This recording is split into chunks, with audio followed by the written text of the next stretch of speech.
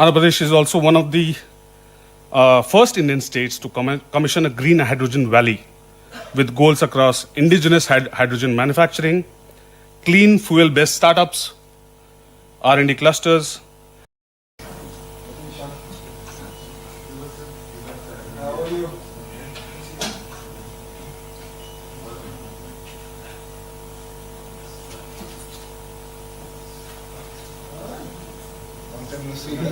Too long.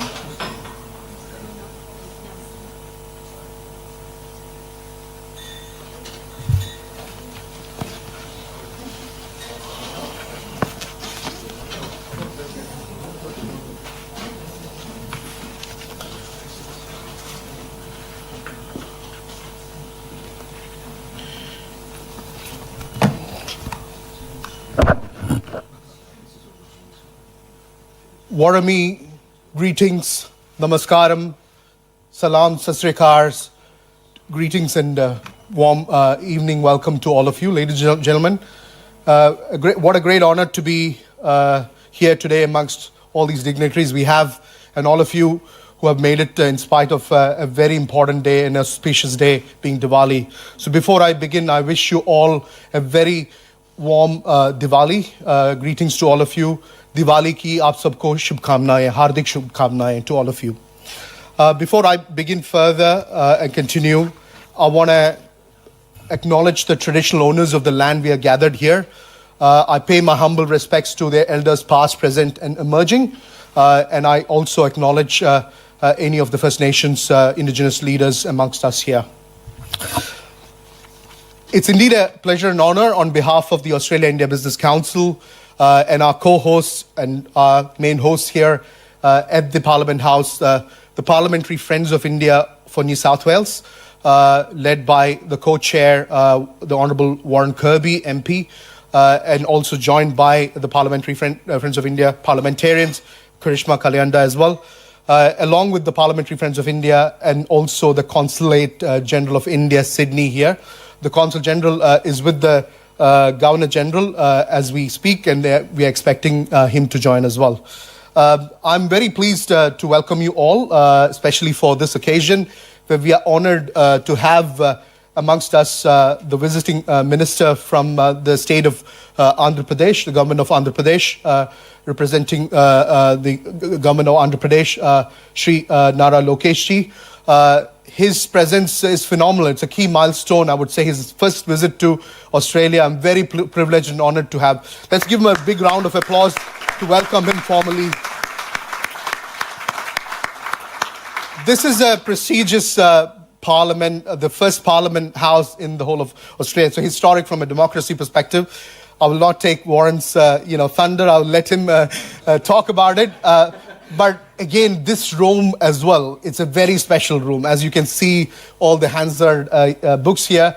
It's a very special room, and we wanted to really welcome you into this heart of democracy of Australia, and really recognizing and respectfully the work you've been doing, amazing work that you've been doing and championing in Andhra Pradesh, but also really showcasing the new India, which I'm really passionate about.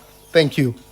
I also want to welcome the Honourable Minister Andrew Giles, the Minister for Skill Development, the federal government, who's been with the Minister, but someone who's really championing the bridge and the pathways and the relationship that we're forging closely with India.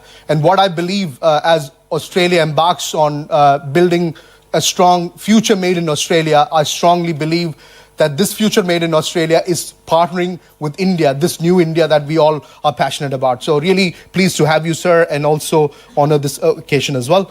I'm also keen to acknowledge all the parliamentarians who are here and who may join during the course of this evening. All the business leaders here, industry partners here, a strong diaspora community and business leaders are here. So we really acknowledge that this new phase of Australia-India relationship where this people-to-people linkages driven by the diaspora leaders is going to really shape and accelerate on those outcomes we are targeting. Bilaterally, we've doubled the trade between Australia and India over the last 2 years since we signed the bilateral free trade agreement from about 27 billion to about 50 billion now. We want to double that in the next 2 to 3 years, 100 billion. And all of us have a role to play, and hence we are keen to hear where we can leverage Australian business industry can leverage Andhra Pradesh as the growth engine partner, as the destination for investment, and also partnering growth as well. So really excited to be here and to hear from the minister and the team here. We're looking forward to that.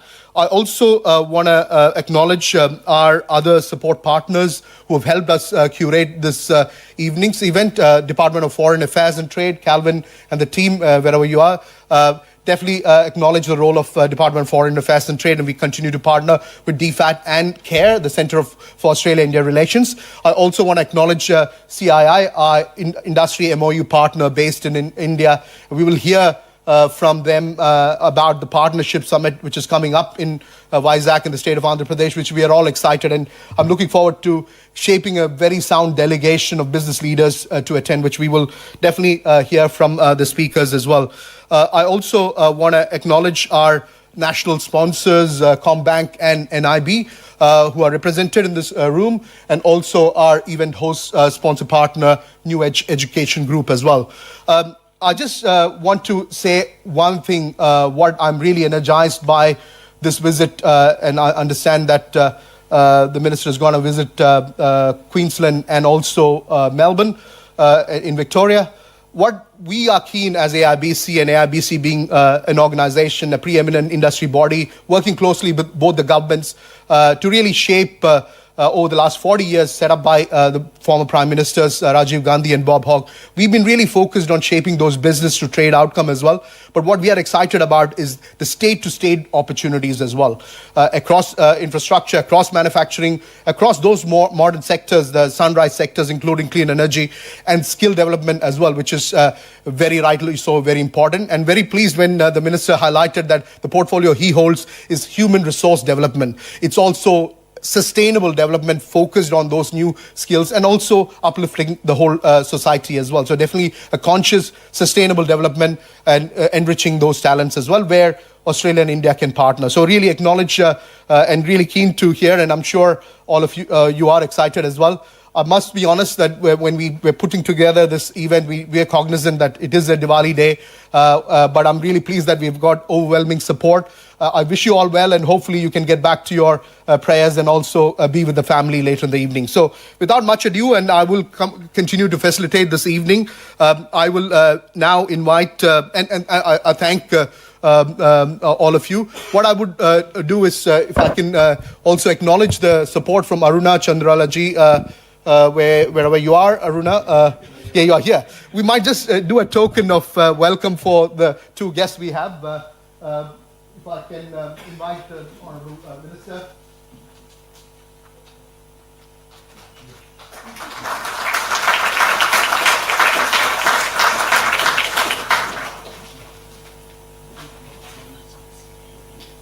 And if I can invite Minister and Giles as well.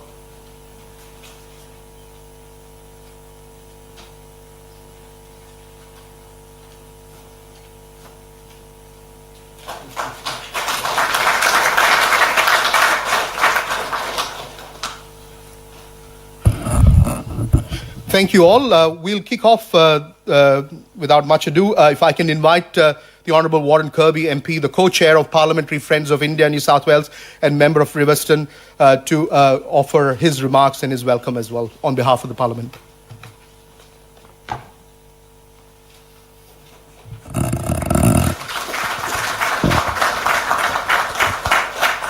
Shukti Vivali.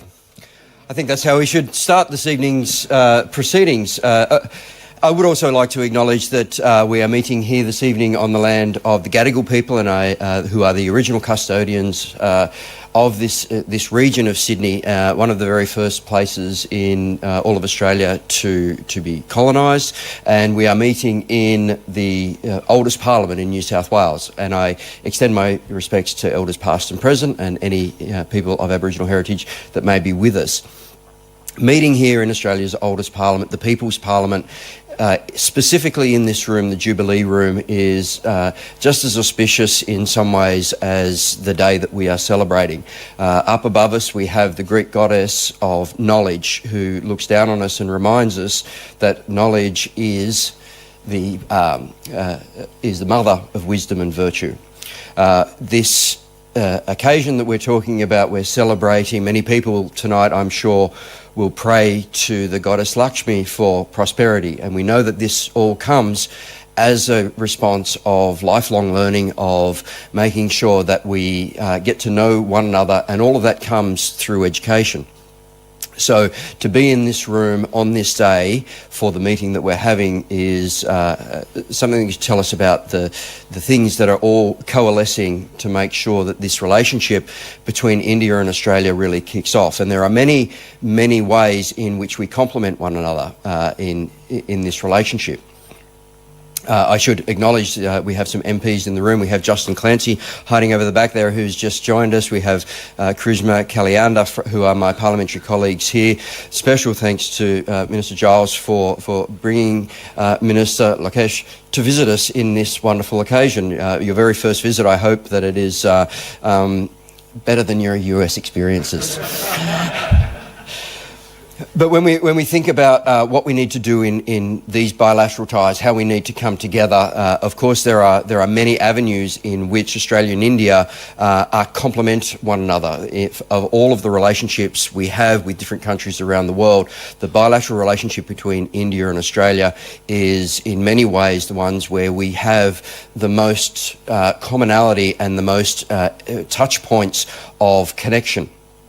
If we talk specifically about education, there are many ways in which our two countries can work together for mutual benefit. We have some of the most advanced educational systems in the world here between our university sector and our TAFE sector. We also have some of the most stringent requirements and regulations when it comes to everything from construction through to all of the rules and regulations required to build things, which means that our education system, both in a formal academic sense, is very, very strict in the pass and fail, and it also means that the industry learning is very, very high as well.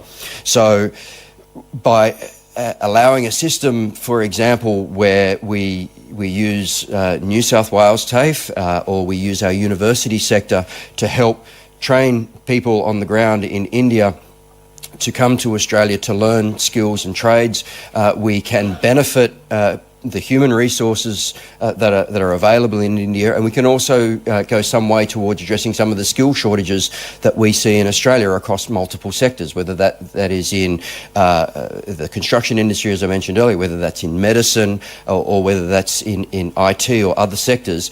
All of these things start from a good foundation of collaboration between our two nations and with the education sector. I am fortunate enough to represent a diaspora that has the largest number of, or should say, an electorate that has the largest number of people from the Indian diaspora. It's the largest and fastest growing. We have the most amount of Hindi speakers. And I can tell you from experience that as that population has grown, this population has shifted over the last 10 years or so from a largely Anglo community, small, almost rural on the outskirts of northwest Sydney, to now having tens of thousands of people, and the vast majority of people who are coming in are from the Indian diaspora. Now, during that period of population growth, what we have seen is an unusual phenomenon where our unemployment rate has plummeted. We have now one of the lowest unemployment rates. In fact, my electorate enjoys almost half of what is surrounding me. We have seen a significant drop in the rates of crime and criminality, and we've also seen a significant increase in educational outcomes. And this has come about not despite the population that we've seen, but because of that.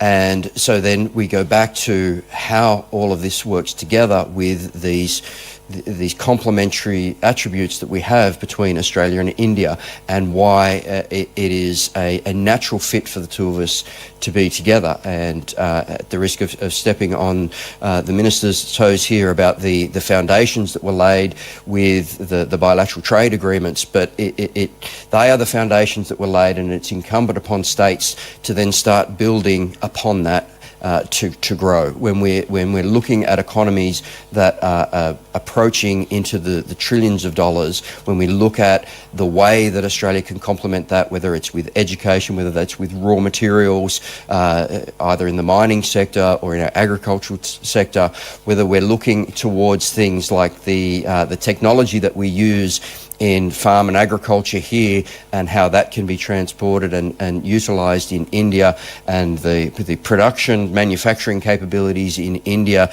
the way to take innovation into commercialisation in India, it means that there are enormous amounts of opportunity for both Australian businesses and Indian businesses to work together, not for the benefit of one individual company, and certainly not in a purely transactional sense, but in a mutually beneficial way where we can genuinely come together and work together to grow the economies of both countries and to uplift the opportunities that exist for our relative populations. So I'm very, very excited about this evening. I'm very, very excited to listen to the wisdom of the ministers that have come here to join us. And thank you so much to the industry partners. Thank you to AIBC, Irfan in particular, for his tireless efforts in making these connections happen.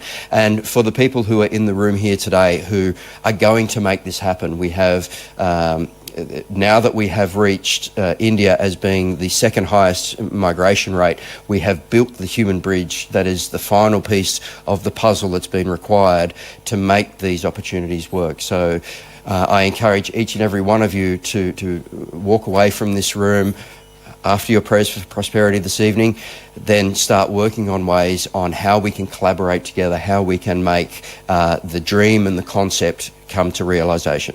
Thank you.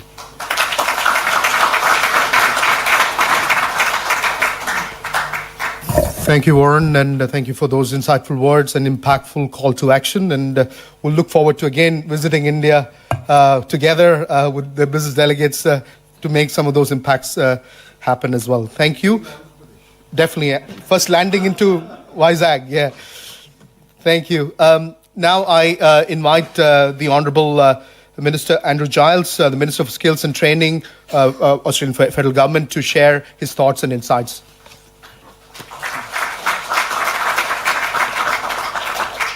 Thank you very much, Irfan. It's a great pleasure to be here. I want to begin my remarks too by recognising the Gadigal people as the traditional custodians of the land on which we're gathered, and paying my respects to elders past, present and those who are emerging too. Minister Lokesh, it's a great honour to have spent some time with you today, and I really do look forward to hearing your more formal remarks this evening. It's a privilege to be part of the conversations that we are having. As Warren was suggesting, and indeed as Irfan said, many of the opportunities between our two countries will be navigated not just at national level and not just at business to business level, but through the considered engagement of subnational governments who understand their regions, their economies and their labour markets. And having read a little bit about the success story of Andhra Pradesh in recent days, it was wonderful to hear you talk us with such enthusiasm about what has been done, but more particularly for what is to be done, and to think about the shared opportunities that presents. So I'm very much looking forward to hearing from you, and we'll try and keep my remarks brief so we get to you quickly, Minister. I know that Warren and I think it's Justin, I'm not sure if we've met before, and of course my friend Charisma are here from the New South Wales Parliament. I can say this, that while I'm obviously not a New South Wales parliamentarian, becoming the chair or co-chair of the Parliamentary Friends of India is as fought over as a cabinet position in the federal parliament, and perhaps that's something that can be taken away. On that, I want to recognise my old friend, my young friend, former Minister Alan Griffin, as well as all the other dignitaries here. It's an absolute pleasure to be here at the AIBC. It's my second AIBC education event in as many months.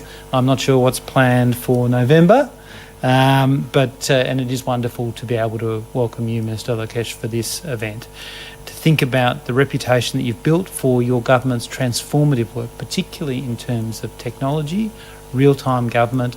There's a lot for us to think about here, and human resource advancement in Andhra Pradesh. And I think everyone in this room appreciates the opportunity we have to draw on your experience and to think about where it might take our bilateral arrangements. I want to also acknowledge the really critical role the ARBC has been playing for 40 years in building understanding and building connection. I don't think it's something that really can be overstated. And I think the energy that the ARBC has right around the country right now is infectious. I think there would be a delegation from an Indian state here at least every second week at the moment, and conversations around that are happening non-stop around the country. The business-to-business links are being reinforced by a deeper understanding, and that's in large part due to the work of the ARBC. Now, if I turn briefly to the skills landscape in Australia, the one thing I really want to emphasise is that our view is simply this. Education and training are absolutely key to building economic prosperity for Australia, and we believe that that is the case for India too. We share many things as nations, but in particular right now we have the privilege to share the fastest growing region in human history, and that brings with it the opportunity to make the most of it for all of our communities. That's really, I think, what brings us together here. It's why we also, in the Albanese government, deeply value the incredibly diverse and large, by Australian standards at least, diaspora communities that add so much to the colour and movement of every Australian community. I think I'm not alone in seeing, obviously, tonight's as being just one part of an ongoing Diwali that seems to stretch for about half the year. But I do wish everyone a happy Diwali, and perhaps I can say to our visitors from India, Diwali is not simply an event for the diaspora community, it's a significant event for every Australian, and I think that speaks more eloquently than to any words we can put on paper about our relationship as countries and as people. Now, I think about the government of Andhra Pradesh as having identified a number of priority issues for collaboration in education and skilling, particularly renewables and the green economy and secondary and higher education. We've talked also a lot about agriculture too. So I think there are real opportunities because these all resonate strongly with our priorities in the Albanese government, particularly our focus on our clean energy workforce as we approach a similar challenge, although not on a similar scale, it must be said. And looking at skills more broadly, what we have been doing, and Warren touched on this, is how we can work with partners to tackle skills challenges domestically and abroad. I think we can say that we've made significant progress in that regard, in particular by building more cooperative arrangements at a national level, working with our partners in the states and territories through the $30 billion National Skills Agreement, as well as through rolling out Free TAFE to deliver training in areas of need.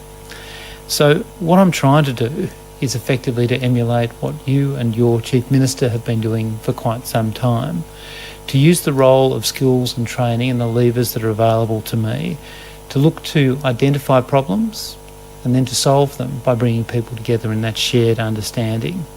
And I think there are so many opportunities to take this conversation forward. I note that, of course, India, amongst its other attributes, is one of the youngest democracies on the planet. 2/3 of the population under the age of 35, which to me now seems very, very, very young. There's obviously a huge group who are already or about to become the next generation of skilled workers, ready to embrace opportunities their parents couldn't have dreamed of, and those that we can't yet imagine too. And I do think that Australia's vet sector and our higher education sector too are well positioned to be part of this extraordinary transformation of workforce. And that's something that we need to think about through effective engagement and listening, through forums like this, through industry partnerships, and through deepening our people-to-people links more broadly.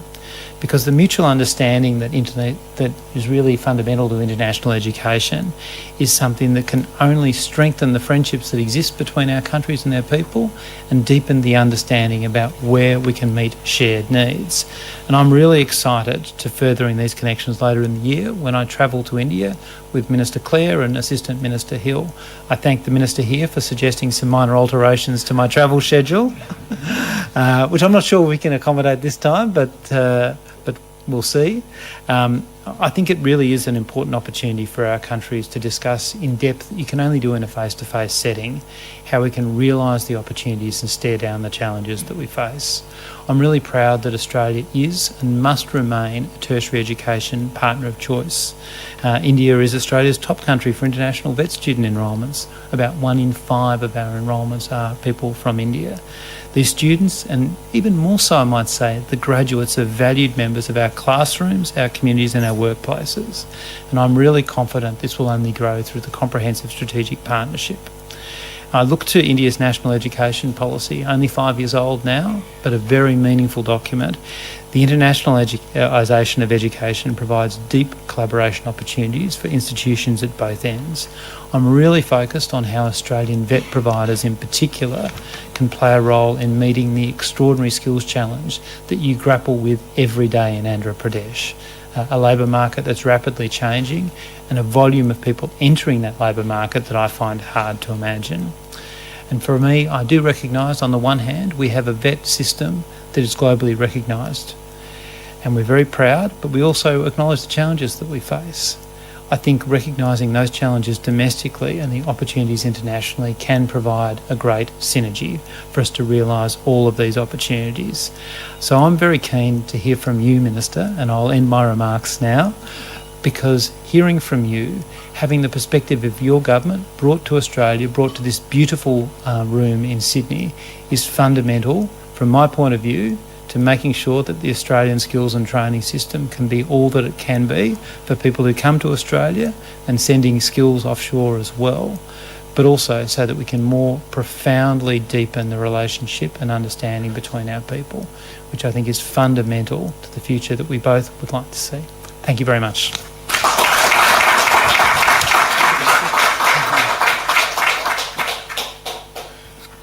Thank you, Minister Giles, for your insightful words. And I think that strong reinforcement of partnership, recognizing the strengths and the opportunities to forge this relationship on, led by the skills opportunity is a key here. And I think it's a long-term opportunity that we want to share and, leverage. Thank you again, Minister, for your words. Before we hear from the Honourable Minister, Minister Nara Lokesh, we do have a short presentation on the CII Partnership Summit 2025, which is again really showcasing the opportunities in Andhra Pradesh. So to present and showcase the CII Partnership Summit, I've got Mr. Praveen Singh, the Associate Vice President of Andhra Pradesh Economic Development Board, to share some of those insights and the presentation as well. Over to you, Praveen.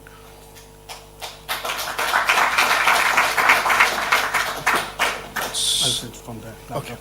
Thank you.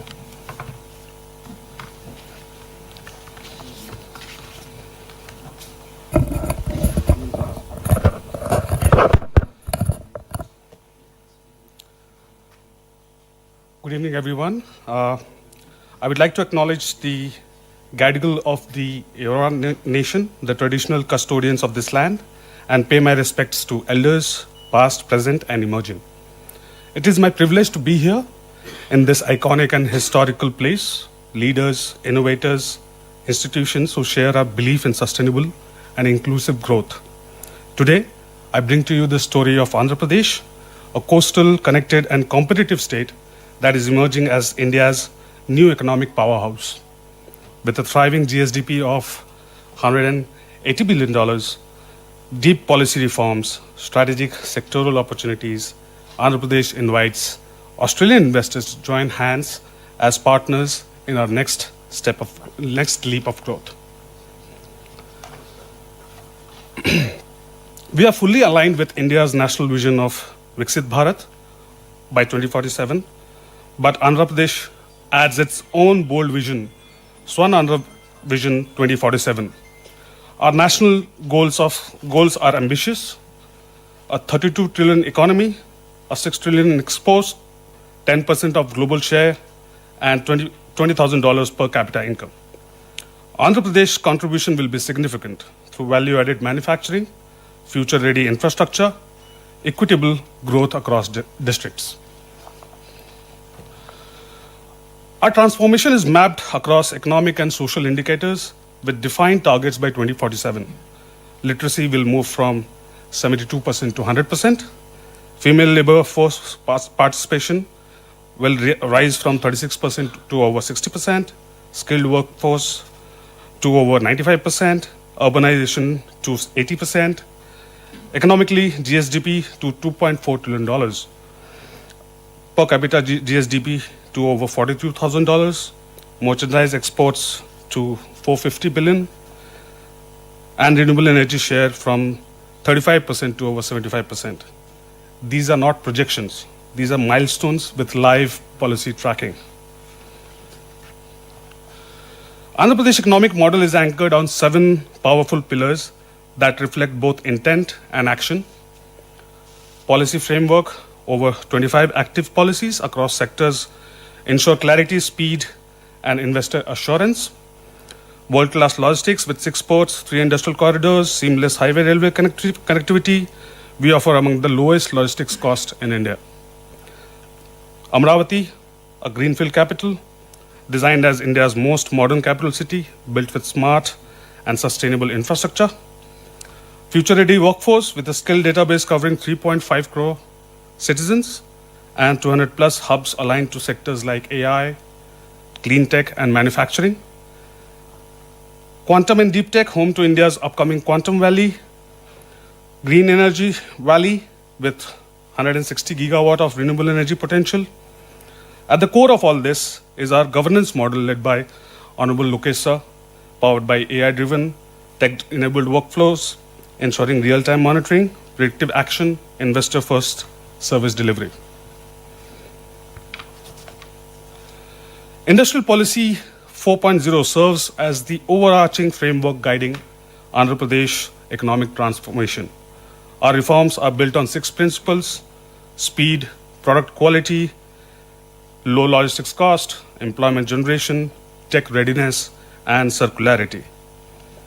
Climate action policies include clean mobility, included renewable energy and waste to value recycling initiatives. Sectoral policies span across aerospace, food processing, MSMEs, tourism, minerals, and sports. Technology-focused policies support drones, electronics, semiconductors, space, data centers, and innovation ecosystems. Andhra Pradesh is also India's maritime gateway to the east, with over 1,000 kilometers of coastline, the second longest in India. Our plan is to have port, shipyard, or a harbor every 50 kilometers. Key ports include Visakhapatnam, Kakinada Gateway, Gangavaram, Machilipatnam, Krishnapatnam, Ramyapatnam, Mulapeta.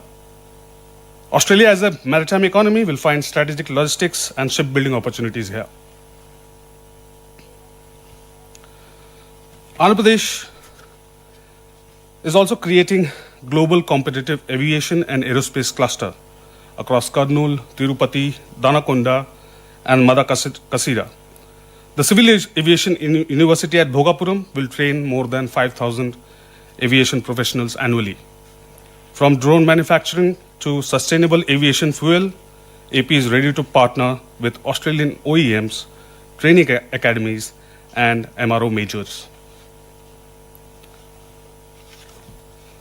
AP also offers a massive land bank of over 41,000 acres aligned with the 3 industrial corridors, which is no other state in India is having in the country, which is government-approved industrial corridors. Visakhapatnam, Chennai Industrial Corridor, Chennai-Bangalore Industrial Corridor, Hyderabad-Bangalore Industrial Corridor. This land is ready with utilities, zoning, and trunk infrastructure, ideal for plug-and-play projects. We have also identified high potential clusters in petrochemicals, which is in Mulapeta and Krishnapatnam, food processing, Rayalaseema and Godavari Belt, iron and steel, Kadapa and Anantapur, pharma and medtech, Vishakhapatnam, electronics, Tirupati, Koparthi. These are the names, but these are the clusters which we are developing in the state. Renewable energy in Anantapur, Kurnool and Kadapa. Each cluster is policy backed and investment ready. Amravati is being built on a model capital city, combining strategic location, thematic city zoning, world-class institutions, smart infrastructure and utilities, with access to highways, ports and airports. Amravati offers a compelling destination for urban innovation and administration. Andhra Pradesh is also one of the first Indian states to commission a green hydrogen valley with goals across indigenous hydrogen manufacturing, clean fuel-based startups, R&D clusters, and global academia collaboration with 160 plus gigawatt of RE potential. This is a natural fit for global clean energy firms from Australia.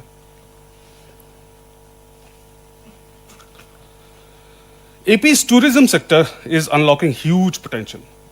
10,000 plus hotel keys, 1.5 lakh plus women-led homestays, 20,000 to 50,000 new rooms by 2029. Private investment target is $2.9 billion by 2029. Tourism GVA doubling from 4.6% to 8%, connected by a single tourism super app. From wildlife and temples to Buddhist trails and beaches, we are unmatched in natural and spiritual tourism. Now, Vishakhapatnam, it's now a leading tier 2 tech hub with 48 universities, institutions, more than 25,000 affiliated colleges, over 38 million people in tech talent catchment. We are a budding capacity for GCCs, AI, analytics, and digital services, and invite Australia's tech and education institutions to co-create here. AP has a 38 million strong talent pool with over 25.2 million within the age of 15 to 39, ready for next generation employment. We are building a deep tech ready workforce through the Naipunyam Digital Skills Universe, a statewide skilling architecture. The ecosystem includes universities, skill hubs, digital platforms, mobile-based learning tools for maximum access. We are partnering with Infosys, Cisco, Oracle, Microsoft, and many more to align skills with global industry demand.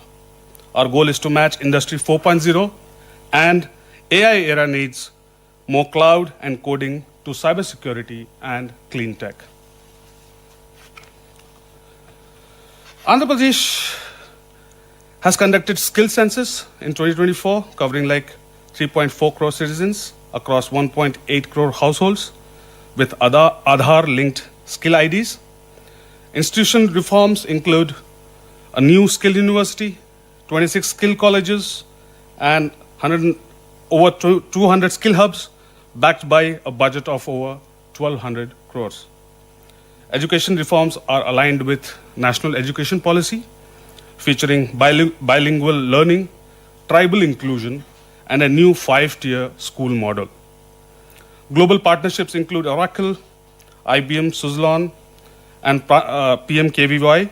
Sectors focus spans IT, wherein 4 lakh has been trained, manufacturing, wherein 94% of them has got a placement, green energy, and healthcare. Cumulative employment impact includes 28,000 placements, 15,000 skill spoke jobs, and 9,400 crores in inclusive education support.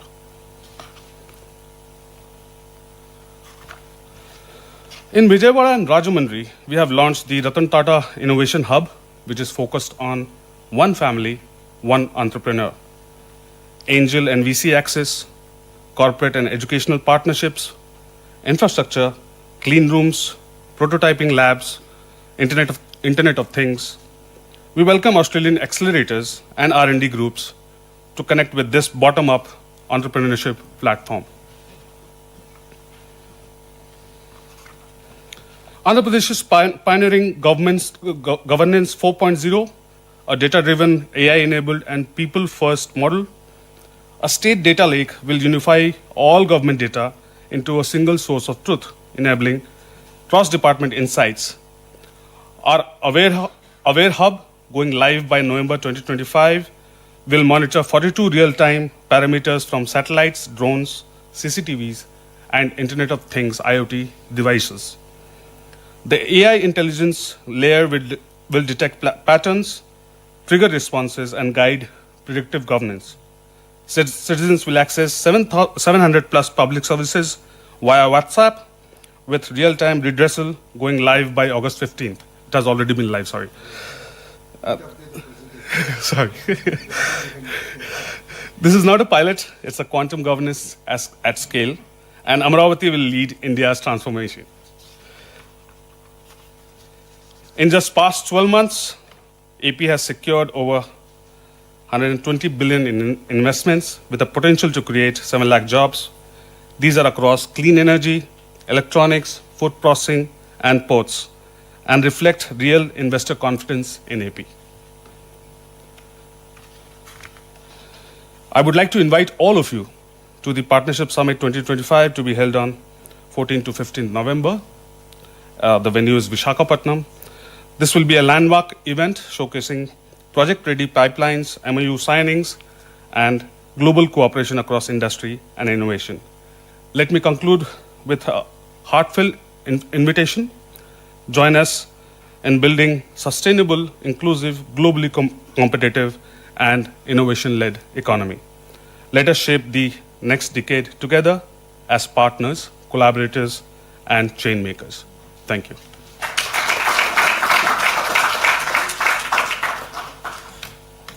Thank you, Praveen ji. Thank you for sharing those insights. And one of the cues I will take is that is very visionary, is one family, one entrepreneur. Myself as well come through, entrepreneurship runs in my blood, I would say. That is an amazing vision of yourself and the Honorable Chief Minister. So we are definitely keen to partner on that. And really, I want to bring those accelerators and investment funds as well and scale-ups to leverage Andhra Pradesh as the soft landing, for destination for India or India market access. Thank you again, and really looking forward to joining you all at the CII Partnership Summit. Definitely, I'm looking forward to going and looking forward for the other businesses to join as well. So without much ado and without any further delay, I want to invite the Honorable Shri Nara Lokesh, the Minister for HRD and IT, Government of Andhra Pradesh, to address the gathering, and everyone's looking forward to hearing from you. Thank you again.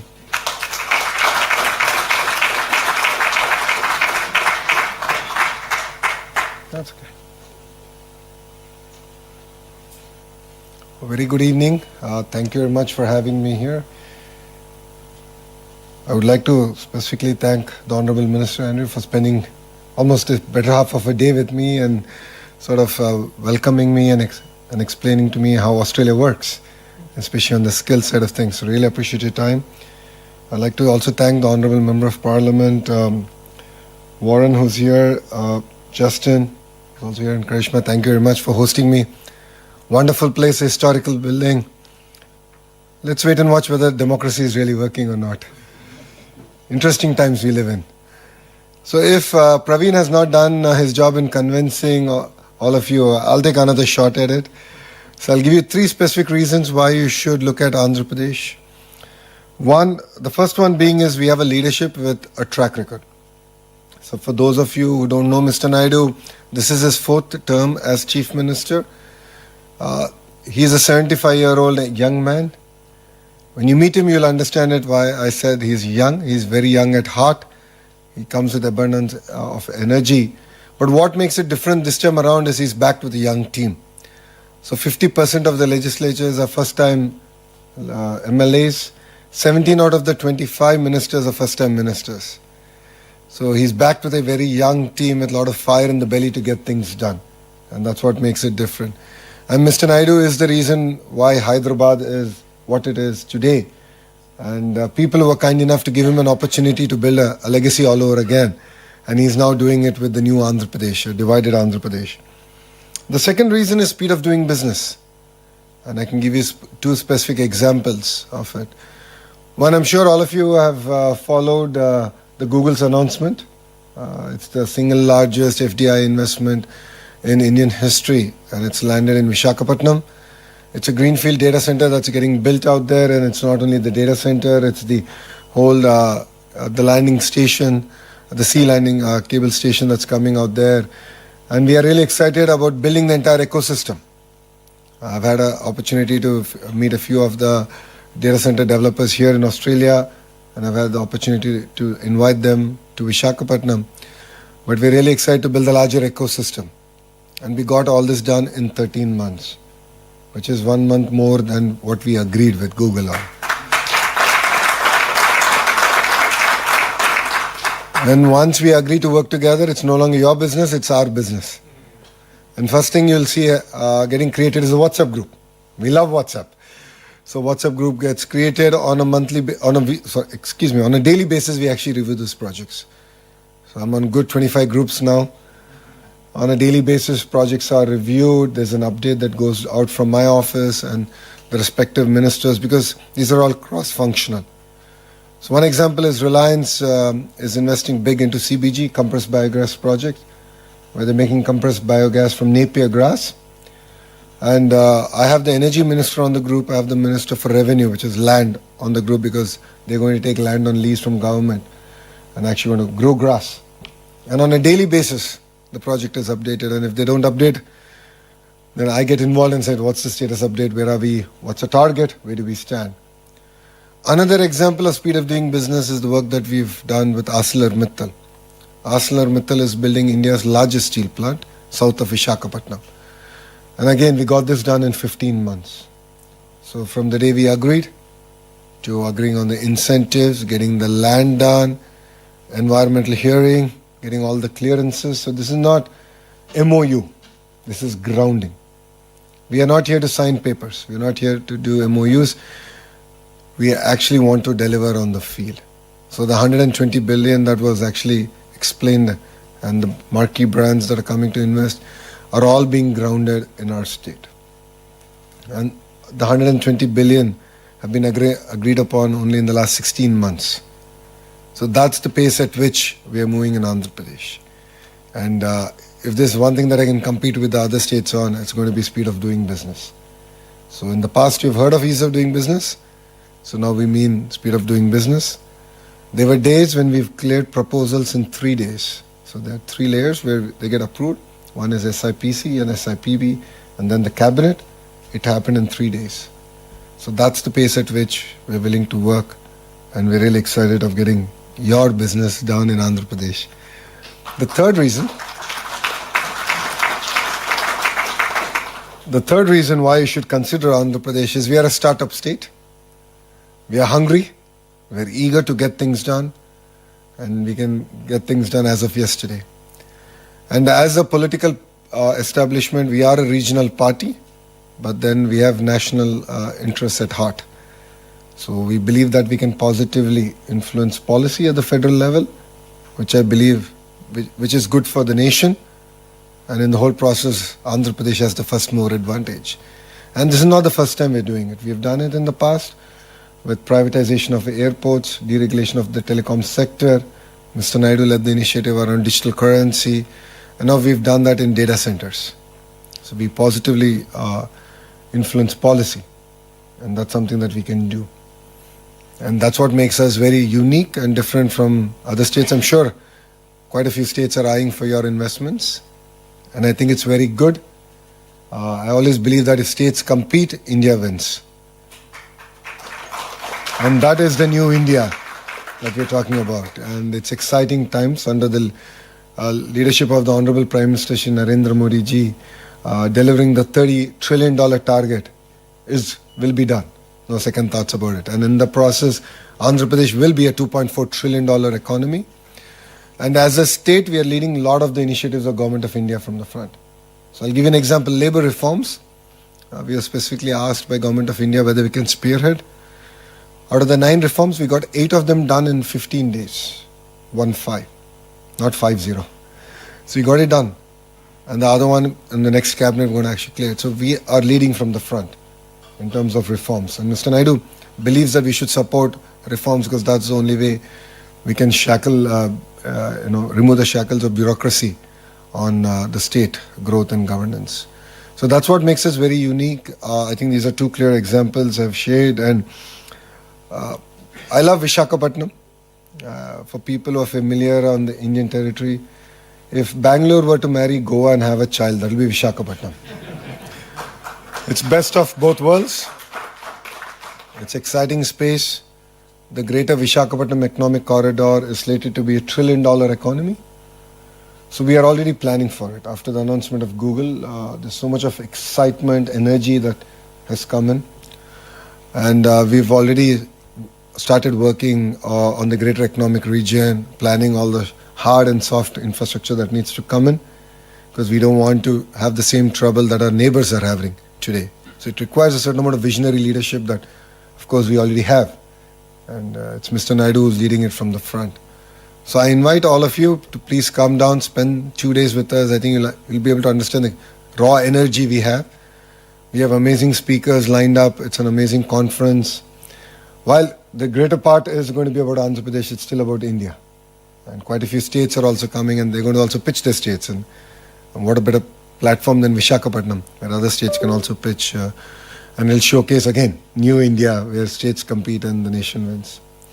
So thank you very much for your time. I thought I'll make this more a dialogue than a monologue. So I'm here to take any questions that you have. Okay? Thank you very much. We'll give you the microphone. Oh, that's okay, I can hear. Oh. Share the microphone.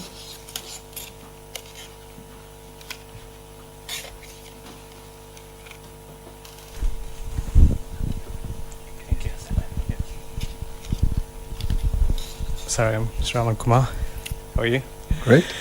Yeah, so what makes the difference from the past government to yours?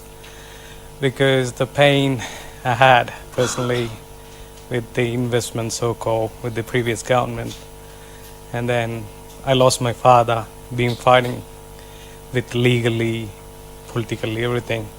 What makes the difference with your government then? Well, people have spoken. We won 94% of the seats we contested. Yeah. It's a clear mandate given to us to create jobs. And we actually we made a promise that we're going to create 2 million jobs in 5 years. Yeah. It's a very bold promise, and that's why I'm here. That's what brings me to Australia. And I think day after tomorrow, the Honorable CM is going to UAE. We've done roadshows in Singapore. I was in London. We've done some very exciting work there.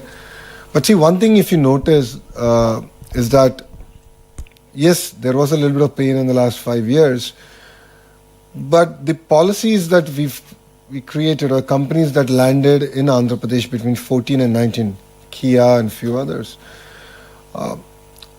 though they had challenges, but none of the incentives or the policies that we came could be overturned.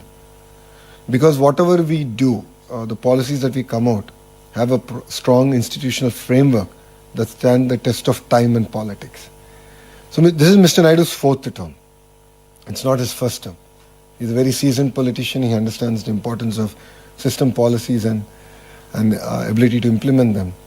So if you've seen it in the past 10 years, 9.5 years of his, between 1995 to 2004, and then 14 to 19, and now, it comes with strong backing and policies. So that's what really helps.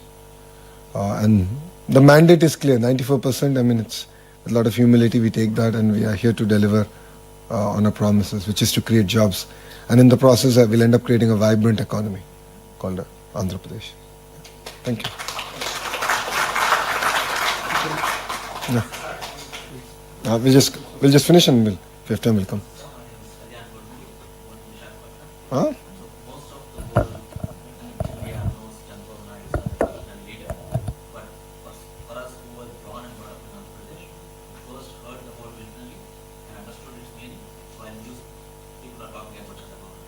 Very kind of you. Visionary activities 25 years ago, be it by the budget, be it getting all the government employees to do clean and green programs, IT is just one of them. General as well as everything, because we criticized a lot at that time for getting a gold plus. He still is being criticized. Okay, that's, it's visionary's job to lead from the front, while critics will criticize, yes. And that's what made Hyderabad work. Yep. Very excited, sir, that because he's back with just the next generation. My question to you personally, sir, is how do you keep up with managing your bosses and your father's expectations? Do you think you can outperform this expectations? A good question. Oh my God. I think I'll lose my job by the time I go back to Andhra Pradesh if I answer that question. So Mr. Naidu is an impatient politician. We jokingly say that if you can carry 10 kgs, he'll give you 12. If you can carry 12, he'll give you 15. So he ups the bar, but that's what makes it really exciting.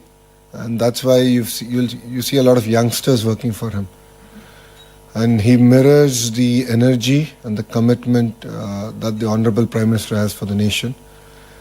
And there's this new term called double engine sarkar, which is double engine train government in India. It's called double engine government.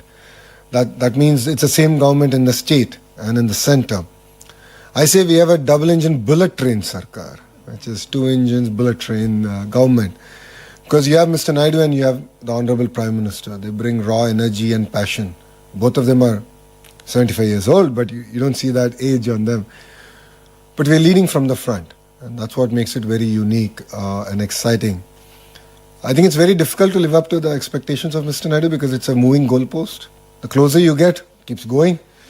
But it's a very rewarding experience. I've been working with him now for almost 12 years. I've joined his team in 2013, 12, 13 years now. It's been an exciting journey. It's been extremely rewarding because all the hard work is now paying off. An example of it is Google. We bought Vizag from being, an old steel city to now a data city of the world, and bringing Vizag on the global map in terms of data connectivity. And this is just the beginning. When he set the goal of doing 6 gigawatts, when I came up with the policy, a lot of the critics said, you don't even have 6 megawatts. So where are you going to get 6 gigawatts of data center? Here we are, 16 months later with 1.5 gigawatt signed, close. So SIFI 500 megawatts, a gigawatt of Google. And rest assured, I think in the next 18 months we'll finish 6 gigawatts. So that's the kind of energy that's there. And one of the reasons we're able to do it is, again, it's end-to-end, right? You saw the presentation where we spoke about renewable energy, world-class talent, and then, of course, the ecosystem. So renewable energy is big in Andhra. So we have the solar, wind, the pump storage, hydro projects that's going to power all these data centers. So I think that's what makes Andhra Pradesh very unique, because we can offer an end-to-end solution that I believe majority of Indian states cannot. So, thank you.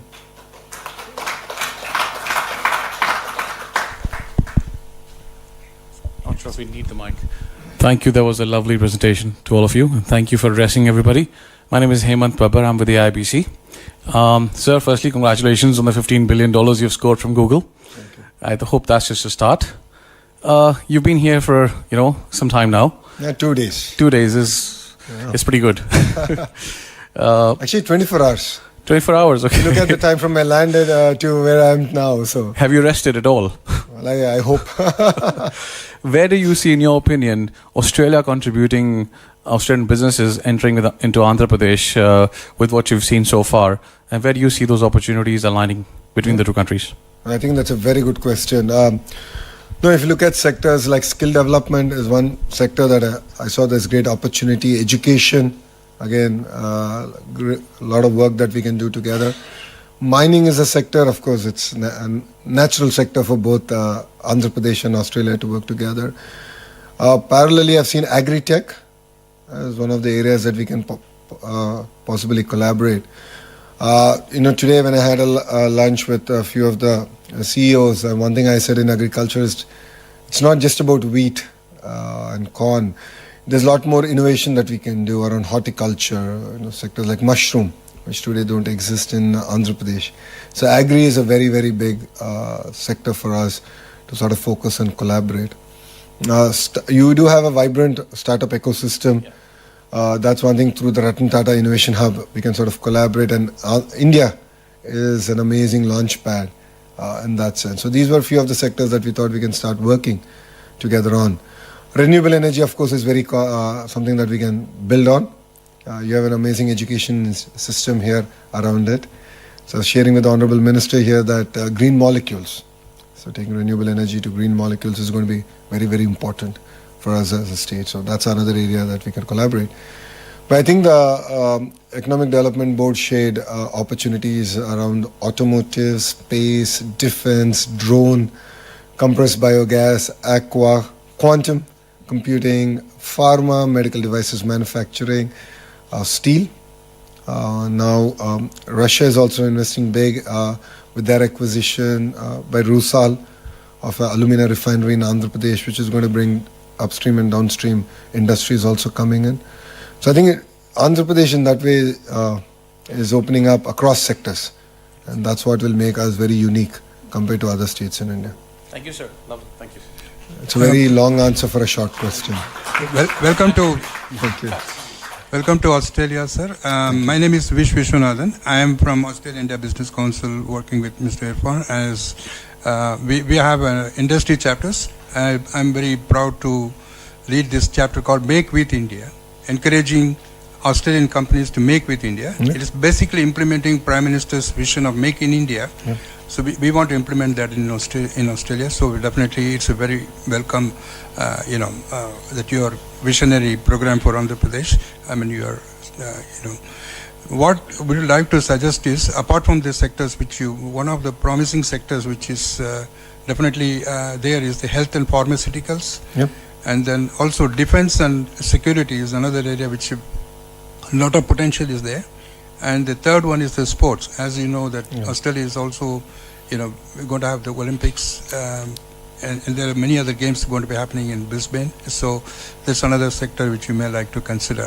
So together, as to assist you from Make in India point of view, we are there to assist you. No, thank you for bringing up sports. I believe that's very important. It builds a lot of character and resilience. I'm getting an opportunity to meet quite a few of the universities and understanding the sports program. A few of them who are very specialized on sports, and I'm looking at actually bringing them to Andhra Pradesh and trying to build the entire ecosystem. Because as you know, India is predominantly about cricket, and we want to go beyond it. And that's one area we are looking forward to collaborating. Defense, the Economic Development Board presentation had defense as one of the focus areas. You'll be seeing announcements coming soon in that sector also. So we are very focused on that. And I believe on the power of clusterization, where vertical and horizontal integration is going to happen, where I believe that the ecosystem has to should be built within a certain amount of radius. And it should be end-to-end. It shouldn't be sporadic. It shouldn't be about just one company. So whenever I meet a Fortune 500 company, the question they ask is, what can I do for you? I'm like, give me a Rolodex of all your suppliers, because I want to go chase them.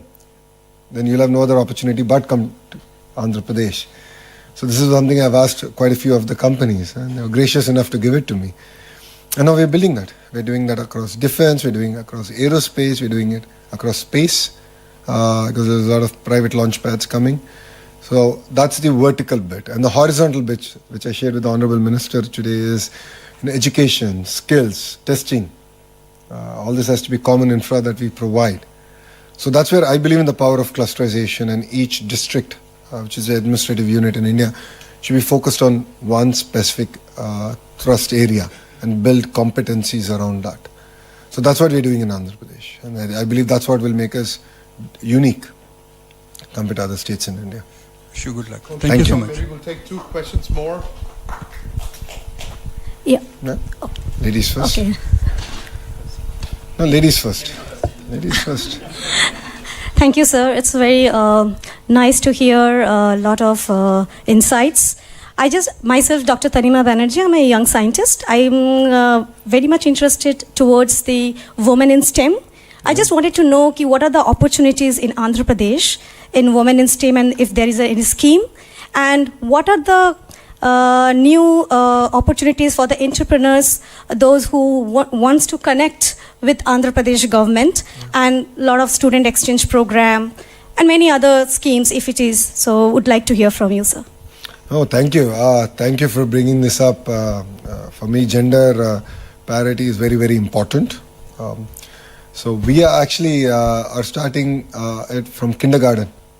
I've already done a bit of work in school education, where first grade, second grade textbooks, when you have household chores in that and their pictures, they only have women doing it. So we've changed it. We've made it 50-50. Sorry, men, you have to pitch in. You have to clean up. So I believe in it. We're very passionate about it. And fundamental change happens through primary education. That enables, when you bring about these changes, it enables also women an opportunity to think beyond the traditional sectors. Historically, Andhra Pradesh has done better with women in STEM. As a political party, we take a lot of pride and credit for it, because the founder of the party actually created a university just for women, which is in Tirupati. Padmavati University is just for women in Tirupati. So Andhra Pradesh that way has done far better than other states of getting women more into IT and STEM in extension. I think we can do a lot more. I agree, exchange programs are important, and we had again an opportunity to talk with the Honourable Minister and few of your other political leadership here to explore those. In terms of entrepreneurship, that's where the Ratan Tata Innovation Hub comes. Today it was about a larger presentation, but Ratan Tata Innovation Hub is, the main hub is in Amravati, the main center, and then you have the nodes that are out in the major economic zones. They're all being mentored by industry. So the RTIH main hub is done by the Tatas themselves, one by Adani, one by JSW, one by Mega Engineering, one by Greenco, which is the largest renewable energy company in India. So that we got all of them to mentor, because it's not just about money. Especially for startups, they need mentoring, they need access to market. That's what we're doing. Yeah.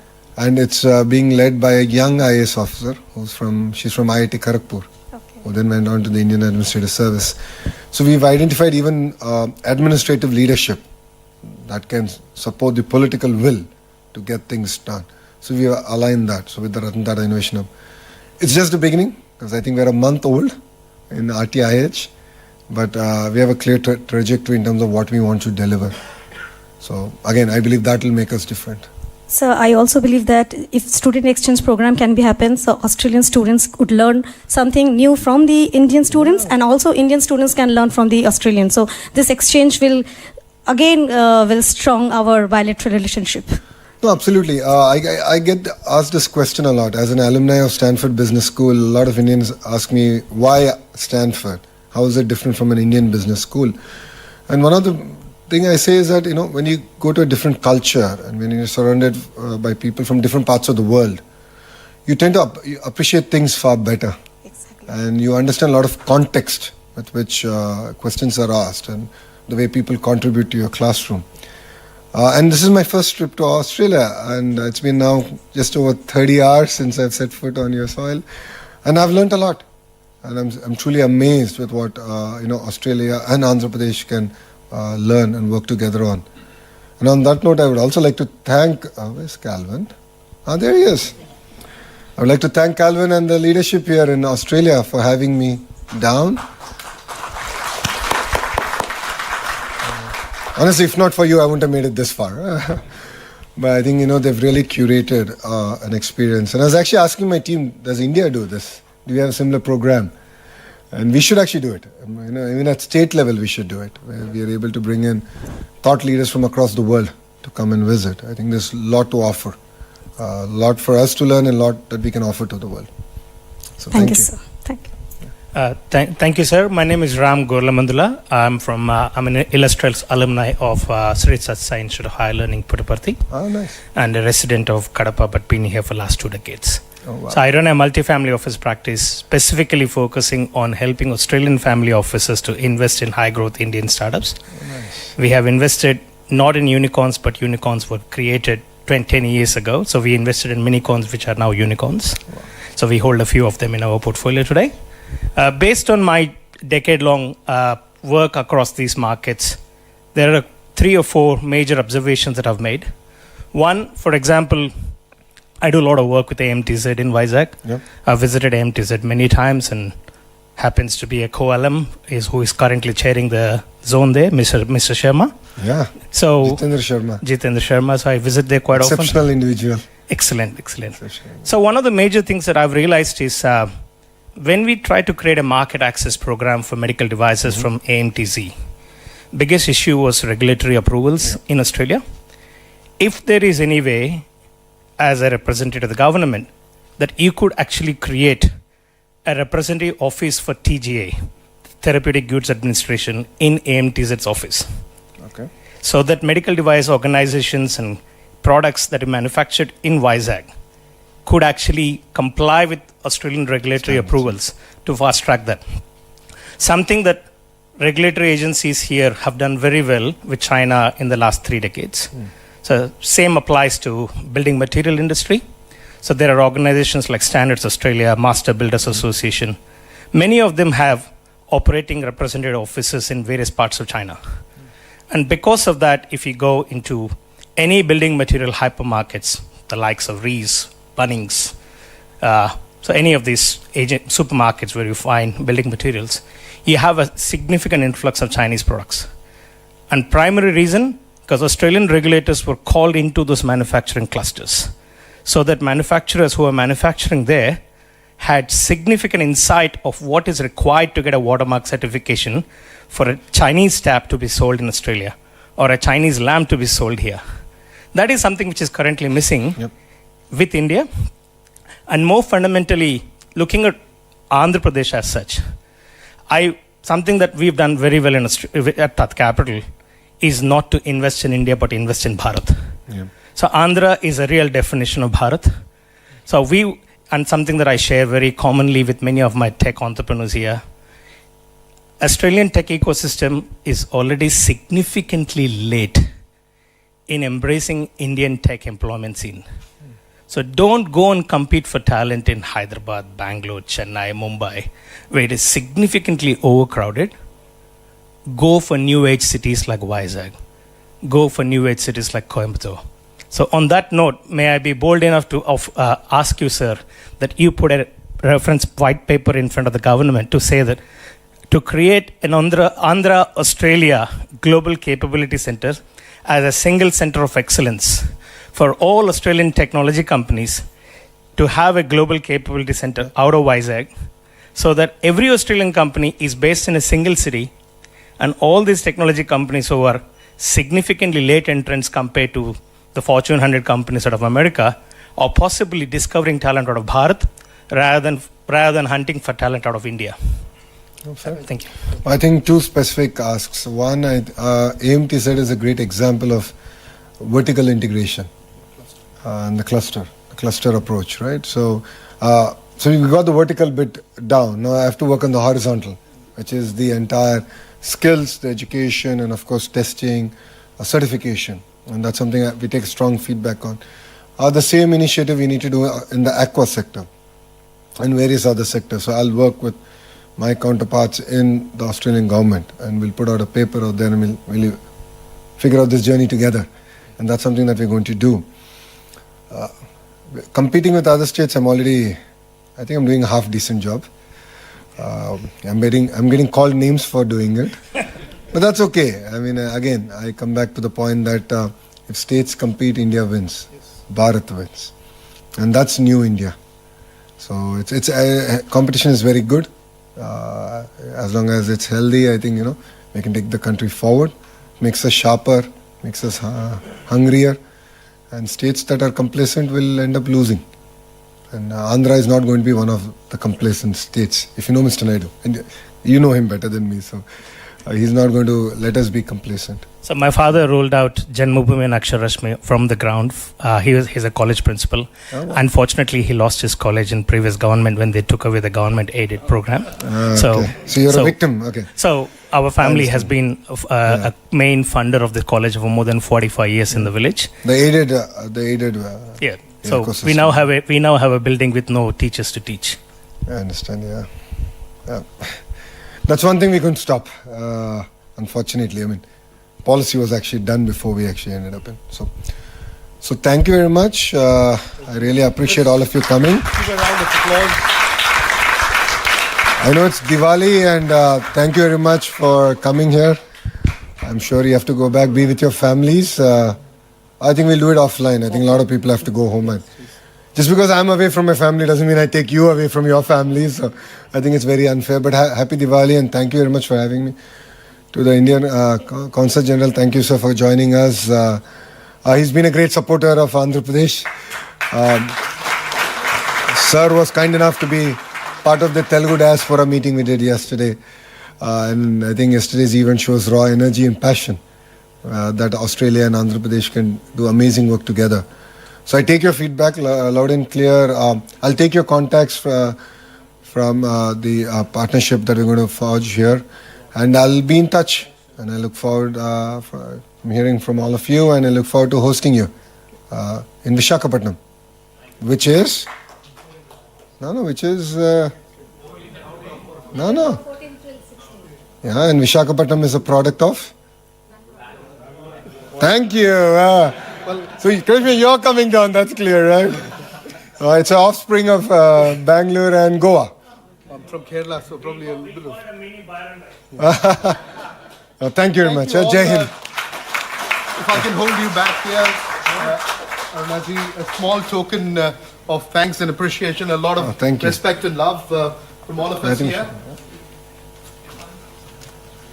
Actually, here all my Telugu Sandhini team is here. We do the Ganesha festival every year from last 12 years. It is on behalf of Ganesha team. And wishing you all the best to remove all the hurdles and bring best out of you. Next time I'll send you Mangalgiri scarves. From my constancy, so thank you very much. Thank you very much.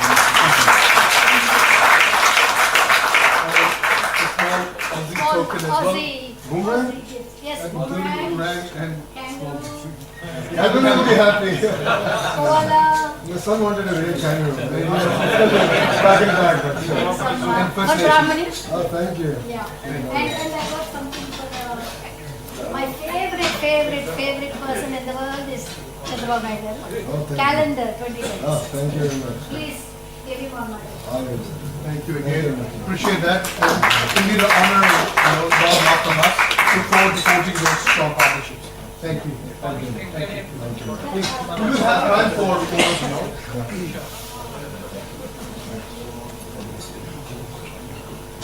Please do be seated. Please do be seated. We'll be wrapping the session shortly.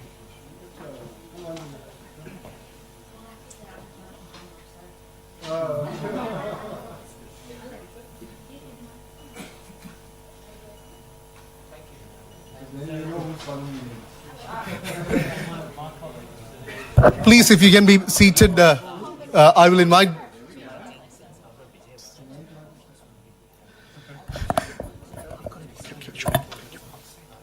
Please do be seated. We'll just wrap up the session and there'll be opportunities for interaction and also photo as well. So I invite Dr. S. Janaki Raman, our Consul General, to felicitate and also share his special remarks. Please be seated. Just for a short while. I promise I won't take much of your time. Thank you very much. First of all, thank you very much, Honorable Minister, for coming to the city and to Parliament, having a fruitful discussions, with you. As I always say that there is a momentum between Australia and India, and such visits of ministers with proactive business in mind will definitely be captured in the strengthening our business relationship between India and Australia. The created momentum can be seen from what you do in India, whether you are going to go for some investments and export-import. Andhra Pradesh has a huge potential for export into Australia, as well as, very much in want of investments coming from the Telugu-speaking diaspora, Australians and various other communities, into Andhra Pradesh. We have received a number of delegations in the past from Andhra Pradesh for, attracting our road shows for business. I am sure, such visits will important, I'm going to tell you, such visits, what does such visits make? Such visits will develop trust between two countries. Such visits will create a credibility between the two countries for investments and business. And with the credibility and trust, and then I think we can build our strength on the business and various people to people or any other relationship that have been spoken in the last 2 days. So as I said, I won't take much of your time. I just leave you here with a good night and happy Diwali. Last simple slogan I always say, design in Australia, make in India. And Andhra Pradesh is there to welcome you for any of your innovations for a large scale manufacturing. And that is what we have been hearing the last 2 days. And that is my mission in Sydney. My office is a point of contact for any business with any states in India, and especially with this, with minister's visit, we will have more focus on Andhra and various other states. Thank you. Thank you, Dr. Janaki Ramanji, for your kind words and being the pillar of strength as well. And definitely it resonates with us, design in Australia and manufacture in India, something which we would love to forge as well. And as we also believe in the future made in Australia is to partner with India and this new India where Andhra Pradesh is a strong bullet engine, double engine force to reckon with and collaborate as well. Without much delay, I would just quickly acknowledge all our partners here for this event, the Parliamentary Friends of India for New South Wales, Warren and the team here, the Consulate General of India, Sydney, and also the support from Department of Foreign Affairs and Trade. Calvin, you and your team, thank you for helping us coordinate. The CII team, our MOU partners, New Edge, the event host sponsor, Ravi and team, and our national sponsors, Commonwealth Bank and NIB. I wish you all a great, happy Diwali. Enjoy a great evening and rest of the days as well. We look forward to collaborating and hosting a delegation at the CIR Partnership Summit. If you haven't reached out, please reach out to AIBC. We'll be keen to facilitate and facilitate this delegation. We're already seeing a lot of interest. So if you want to be part of it, some amazing showcase and opportunity to leverage. And I've always felt this is not only an opportunity to leverage what is happening in India, but global opportunities partnering with India. So that's something which would love to curate as well and working along with you all. And please do reach out to AIBC and join us as well as we shape this future of Australia-India business-to-business relationship, forging those closer people-to-people linkages as well. Enjoy the evening and look forward to interaction and some more photographs as well as we are here for another 10-15 minutes. Thank you again. Look forward to interacting. Have a lovely evening.